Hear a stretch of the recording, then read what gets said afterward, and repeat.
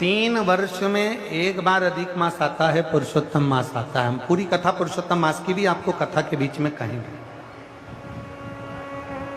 इसलिए पुरुषोत्तम मास में जो कथा चल रही है 3 जगह पर, एक जगह करनाल में हो जाएगी, इसके बाद में फिर दुधाना गांव में महाराष्ट्र में हो जाएगी, फिर एक ऑनलाइन हो जाएगी। ऐसी 3 कथा हमने अधिक मास पार्ट 1, अधिक मास पार्ट 2, अधिक मास पार्ट 3 इस नाम से हम इस कथा को दिए। पूरे पुरुषोत्तम मास में, अधिक मास में आपको 3 कथाएं हम श्रवण कराएं, बाबा की कृपा हुई तो। और उन 3 कथाओं का क्रम, शिव को कैसे रिझाया है। 5 चीजें धारण करो। मई से अधिक मास प्रारंभ हुआ है जो 15 जून तक चलेगा। इस 15 जून तक के अधिक मास में 5 चीजें अपने अंदर धारण करना है। पहले नंबर का,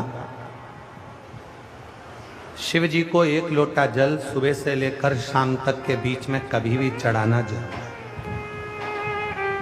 दूसरा, शंकर जी के मंदिर में या बेलपत्री के नीचे या तुलसी के क्यारे के पास में एक दीपक अवश्य लगाएं। चाहे सुबह लगाएं, चाहे शाम को लगाएं, तुम्हारी मर्जी पड़े तब। दीपदान जरूर करो, जल जरूर चढ़ाओ। तीसरा, एक बेलपत्री को रख लें और उसी बेलपत्र को अधिक मास के आखिरी दिन तक 15 जून तक एक ही बेलपत्र को एक कागज में या किताब में उसको रख लें।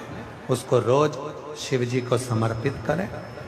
श्री शिवाय नमस्तुभ्यम बोलकर अपनी कामना करें। वापिस उठाकर उसको अपने किताब में रख लें।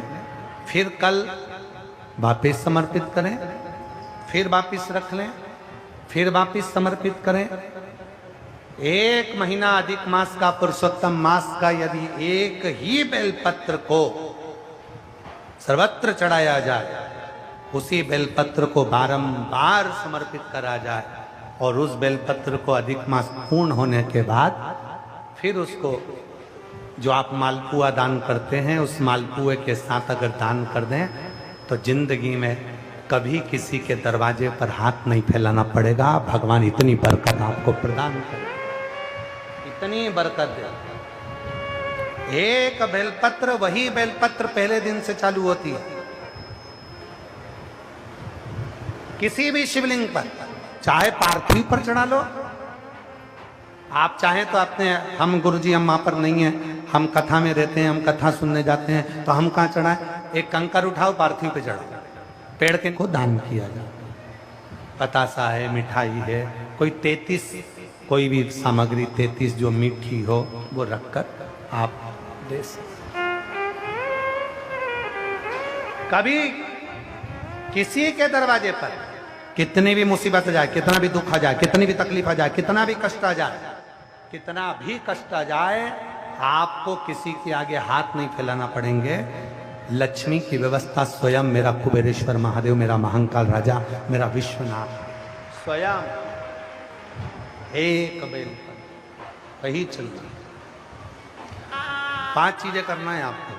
पहले नंबर पर जम के बोलो जल, दूसरे नंबर पर दीप, तीसरे नंबर पर बेलपत्र, चौथे नंबर पर भगवान शंकर के मंदिर में नंदी के दोनों सींगों के बीच में से शिव के शिवलिंग का दर्शन।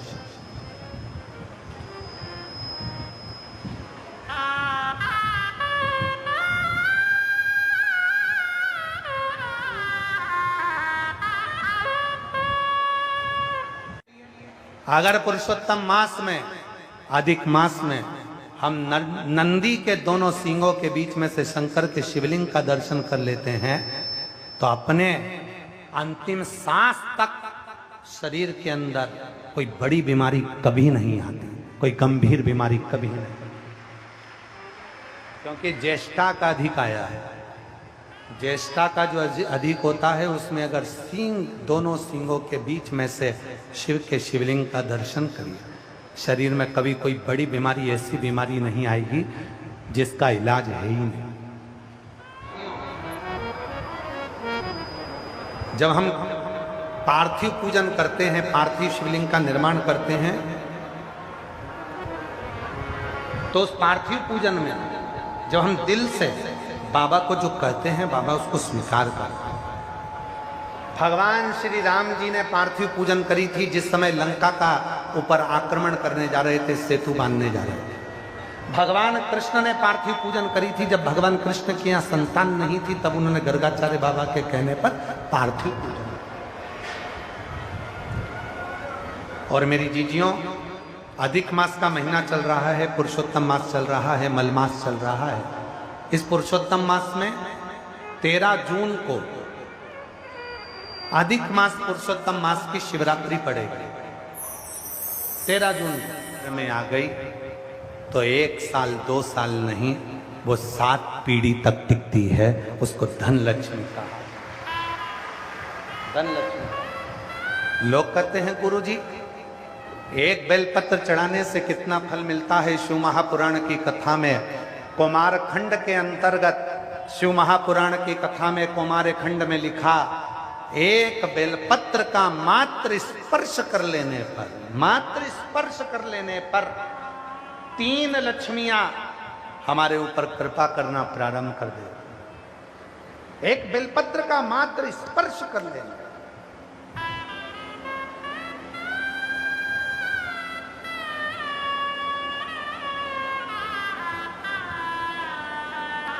केवल स्पर्श।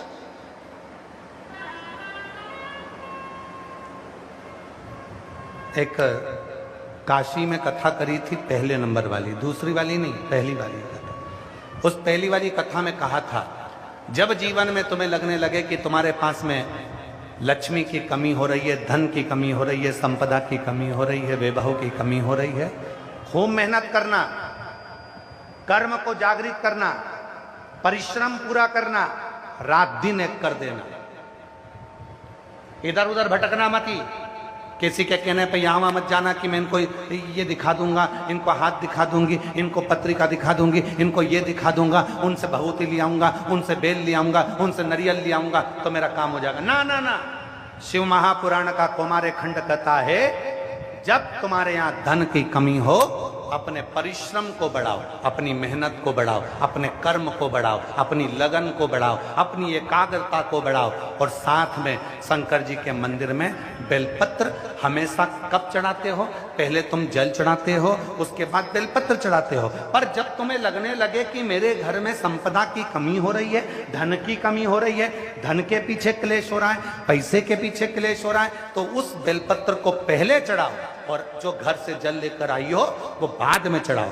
और जब तुम उस जल को बाद में चढ़ाओगी और बाद में चढ़ाने के बाद उस चढ़ी हुई बेलपत्र को अपने घर लेकर आओगी, रखो रात भर, फिर दूसरे दिन उस बेलपत्र को वापस लेकर जाओ, फिर नया बेलपत्र चढ़ाया, पुराना बेलपत्र वहीं छोड़कर